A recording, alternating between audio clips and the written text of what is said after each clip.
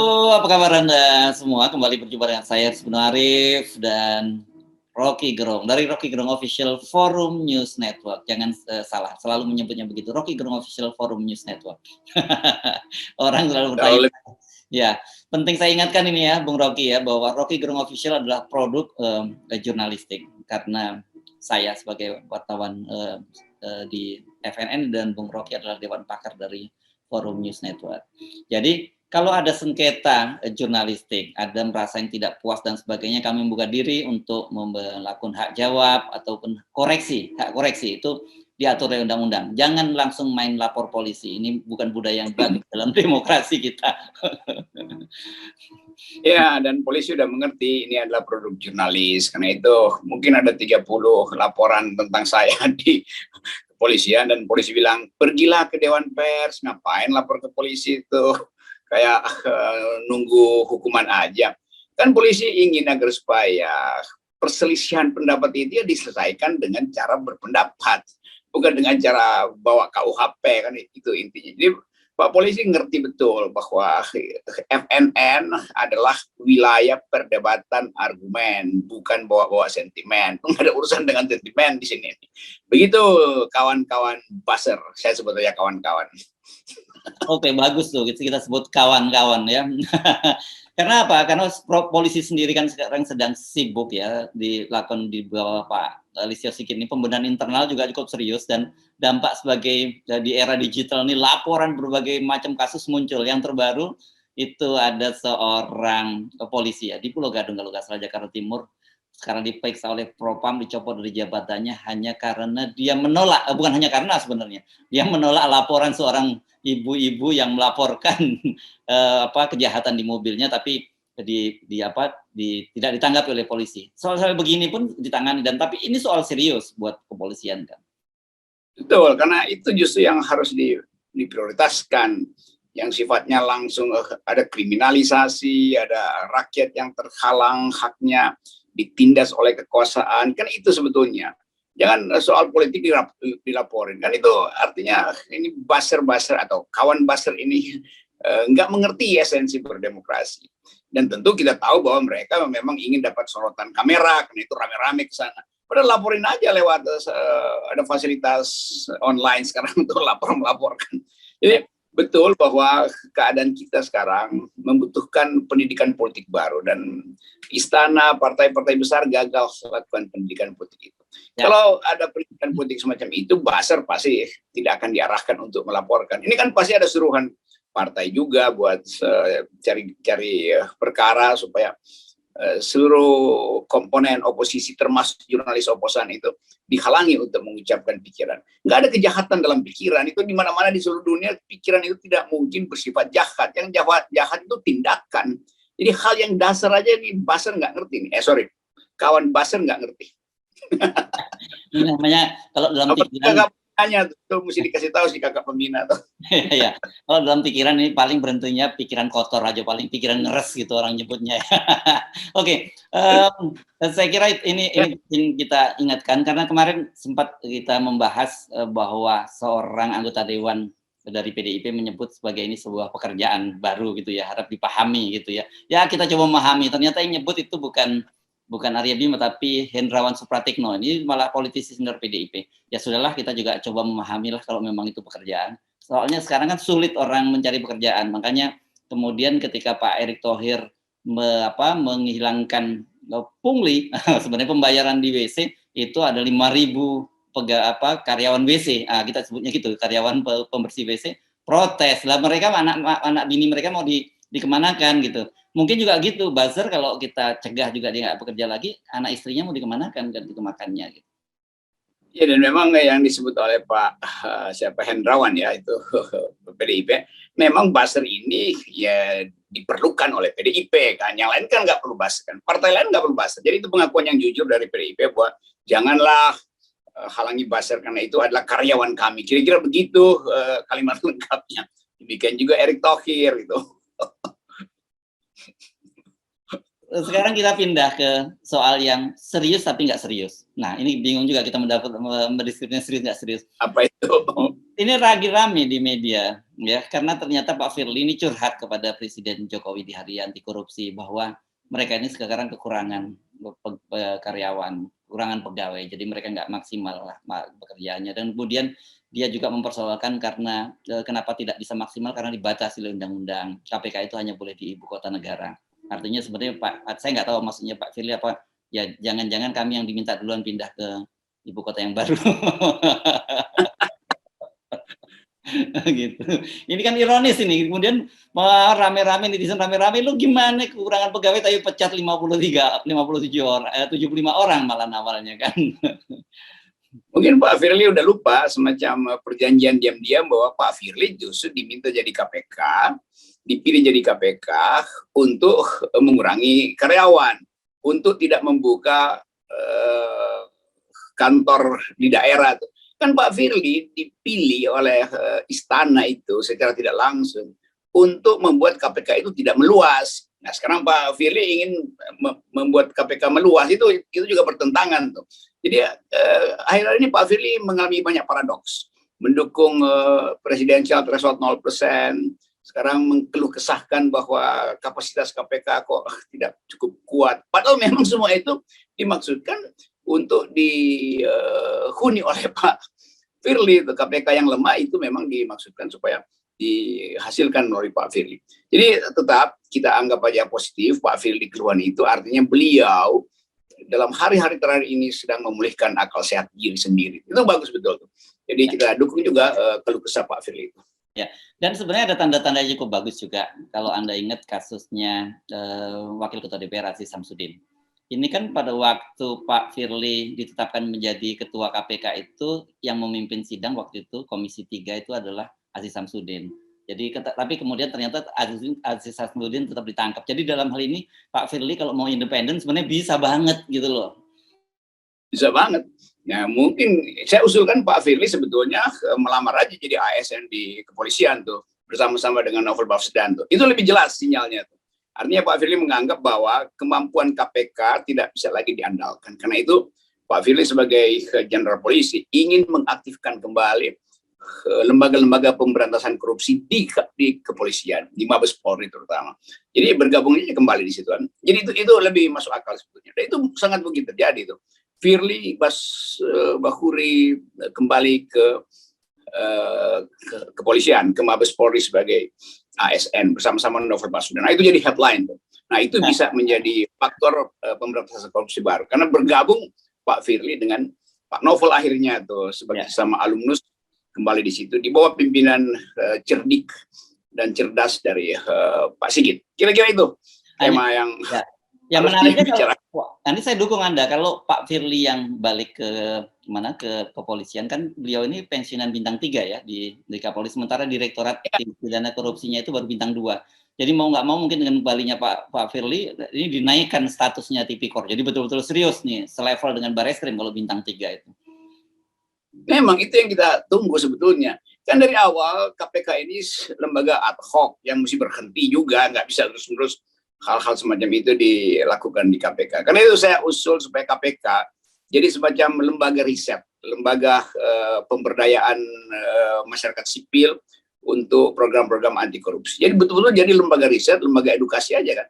Dengan cara itu kita cegah korupsi. Kalau KPK jadi semacam sekolah anti korupsi, jadi berubah aja tuh Institut Anti Korupsi Indonesia. Jadi ada pita lagi akan dipasang di situ untuk digunting oleh Presiden Jokowi kan. Jadi resmikan aja sebagai lembaga pendidikan anti korupsi nasional. Kalau bisa digabung lagi dengan BRIN supaya Ibu Mega yang jadi komisaris di situ atau jadi rektor di lembaga itu. Gitu. Ya, ini kelihatannya banyak perkembangan menarik ya dalam beberapa hari ini, dan ini usulan-usulan saya kira yang orang anggap itu bercanda-bercanda, tapi ini sebenarnya serius. Memang betul bahwa KPK itu bagaimanapun juga itu adalah lembaga ad hoc, dan dulu kita ingat mengapa itu dibangun karena lembaga-lembaga penegak hukum, kepolisian, kejaksaan dianggap tidak cukup maksimal menangani korupsi ya, dan itu extraordinary crime ya, korupsi itu mesti diingat ini orang-orang ini. Jadi kalau mereka dihukum ringan oleh majelis hakim dan kemudian juga ditahan mendapat fasilitas yang bagus di tahanan, tetap saja kita harus ingat bahwa itu extraordinary crime. Jadi ini kejahatan yang jauh lebih jahat ketimbang kejahatan-kejahatan yang lain. Betul, dan kan kalau kepolisian di bawah Pak Sigit betul-betul udah berdaya, ya udah KPK mesti sebagai ad hoc dia selesai, bahkan sebagai auxiliary body dia mesti juga berhenti itu. Kan dia kan disebut auxiliary body karena sekedar membantu. Dia bukan tugas utamanya melakukan penindakan dalam keadaan darurat, dan kedaruratan itu saya kira sudah mulai selesai dalam pengertian dia memang nggak mampu untuk melakukan penindakan yang betul-betul serius, ya pindahin lagi ke kepolisian kan. Mumpung Pak Sigit lagi di dalam era yang bergairah untuk memberantas korupsi dan menegakkan citra polisi. Jadi itu sebetulnya yang paling inti, itu memulihkan kebanggaan kita pada polisi. Dan kita mengenang Pak Hugeng, mungkin di awal-awal ada Pak Awaludin Jamin yang seorang profesor dokter memimpin kepolisian, sehingga ada semangat barulah pada Pak Sigit. Nah, sekarang ini kita bahas satu hal, tadi kan juga sebenarnya ironi atau kontradiksi juga.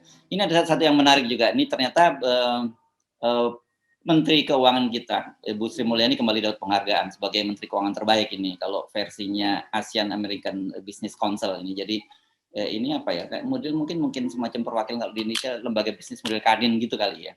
Ini yang memberikan penghargaan karena dianggap sudah berhasil menyelamatkan Indonesia 3 kali dalam kondisi darurat. Perasaan saya yang sekarang ini kita belum tentu selamat loh ya, kok udah dapat di penghargaan ini, saya agak bingung juga ini, gimana nih memahaminya Bung Rocky? Ya ini kan lembaga-lembaga yang bisa disewa kan, jadi ada aja mungkin sejumlah konglomerat Asia atau Indonesia yang menyewa lembaga itu buat kasih penghargaan pada Ibu Sri Mulyani. Kita tahu itu, saya juga bisa bikin majalah terus bikin penghargaan buat seseorang aja, gampang aja kan. Jadi itu bukan standarnya. Standarnya adalah evaluasi dari BPK.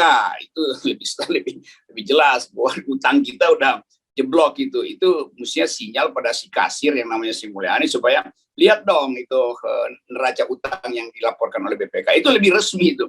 Kalau lembaga-lembaga internasional itu kan bisa disogok kan. Sama seperti lembaga internasional bikin pemeringkatan bahwa Universitas Indonesia nilainya tinggi apa naik di dalam indeks. Iya, itu bisa kita sewa lah. Begitu-begituan tuh itu ada agennya, kira-kira begitu tuh.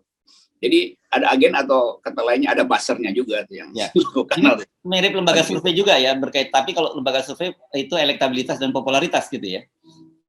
Iya, ya sebetulnya sama aja kan, dalam upaya untuk menyelamatkan kepentingan maka disewa lembaga survei. Itu juga begitu. Ini tapi ini tingkat yang lebih canggih lah.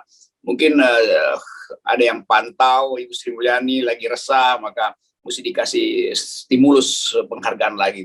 Kira-kira itu aja intinya. Tapi kembali lagi, keadaan real itu ada di laporan BPK yang menegur pemerintah, itu lebih konkret. Oke, ya saya perlu ingatkan ya, karena BPK itu menegurnya dia mengacu pada standar IMF dan IDR ya, International Debt Relief gitu ya, yang itu sudah diakui dan menjadi standar dari INTOSE, yaitu lembaga BPK di seluruh dunia. Jadi saya kira tetap saja kredibel, tetapi bolehlah namanya usaha ya, namanya ini kan semacam gincu atau bedak gitu ya, di tengah situasi semacam ini orang boleh kan di dalamnya bawa belur, dia belum mandi, pakaian dalamnya belum ganti, tapi yang penting wajahnya sudah berbedak dan bergincu gitu kan. Ya kebanyakan juga yang mengeluhkan Ibu Sri Mulyani, dan ya mereka yang ada di dalam tahu bahwa nggak begitu, tapi kan karena gincu itu maka seolah-olah semua bisa disulap hanya dengan melihat bibir. Padahal kita mesti lihat juga bagian-bagian tersembunyi dari tubuh manusia yang betul-betul bopeng, yang nggak bisa digincu itu kan, itu soalnya. Jadi tetap kita mesti lihat ini window dressing ini yang sering kali dipamerkan itu sebetulnya. Saya kira kita terus mengajak memberikan semacam literasi pada publik. Tidak semua yang Anda baca di media, tidak semua yang dihasilkan lembaga survei, tidak semua penghargaan di dunia internasional itu bisa yang sebenarnya bukan dunia internasional juga ya, bisa aja dibuat-buat lah semacam lembaga, karena kita bisa bikin lembaga dimanapun sekarang ini kan. Itu Anda harus melihatnya dengan kritis. Cek, nah ini prinsipnya media ya. Karena saya sering menyebut kalau jadi wartawan jangan jadi vacuum cleaner. Semua pemberitaan, semua dia ngomongin sama narasumber disedot, harus cross check dong, skeptis dong setiap kali mendengar ada sebuah informasi gitu. Nah tadi Anda membantu kita untuk memahami itu dengan menyatakan, loh kan ada standar BPK. Saya kira itu penting. Iya kan, soalnya kita sering genit kalau lembaga internasional langsung dianggap bermutu. Sama juga bahkan Universitas Indonesia itu sering kali itu mungkin setiap bulan ada seminar internasional. Kenapa? Karena ada anggaran yang mesti dihabiskan supaya dosen-dosen itu dapat sertifikat. Padahal isinya adalah ahli abal-abal diundang ke UI ngomong dalam bahasa Inggris, sementara pesertanya diam, nggak ada diskusi karena cuma nunggu panitia bagian sertifikat lalu dianggap sebagai seminar internasional. Ya itu sebetulnya itu terjadi di mana-mana dalam dunia yang post-truth semacam ini, apapun bisa jadi truthfulness, padahal sebetulnya itu bohong besar-besaran. Jadi udahlah itu kita anggap sebagai lelucon-lelucon global.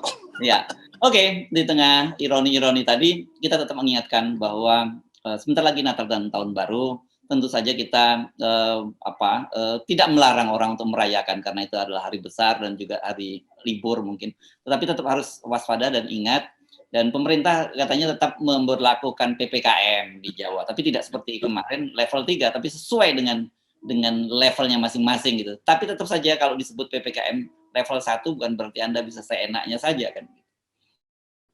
Ya, selamat merencanakan liburan dengan kondisi PPKM.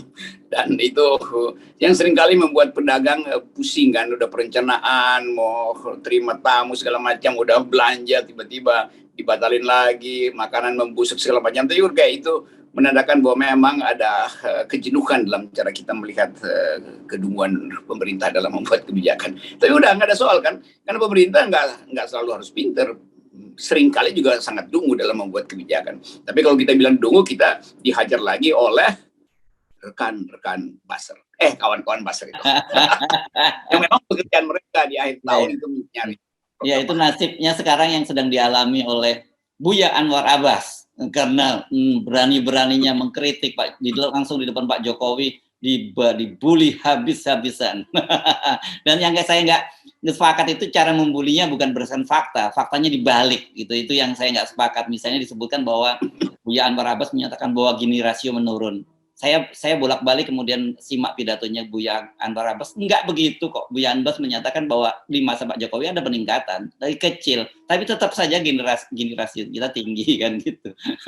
Ya, MUI itu memang tajam sekali itu, dan pasti fasilitas itu yang lagi dipersoalkan tuh. Kenapa MUI yang mesti ngomong soal ekonomi? Loh, ini bukan soal MUI, semua orang juga bisa ngomong seperti itu. Jadi dalam upaya untuk balancing statistik pemerintah yang sering kali dimanfaatkan buzzer juga dengan cara terbalik. Tapi saya kira gini, sebagai ulama beliau menyadari bahwa ternyata apa yang dilakukan itu memberi lapangan pekerjaan pada rekan-rekan buzzer. Jadi saya kira tidak ada penyesalan dari Buya Anwar Abbas kalau dibully, atau tidak ada kemarahan kalau dibully oleh rekan-rekan buzzer.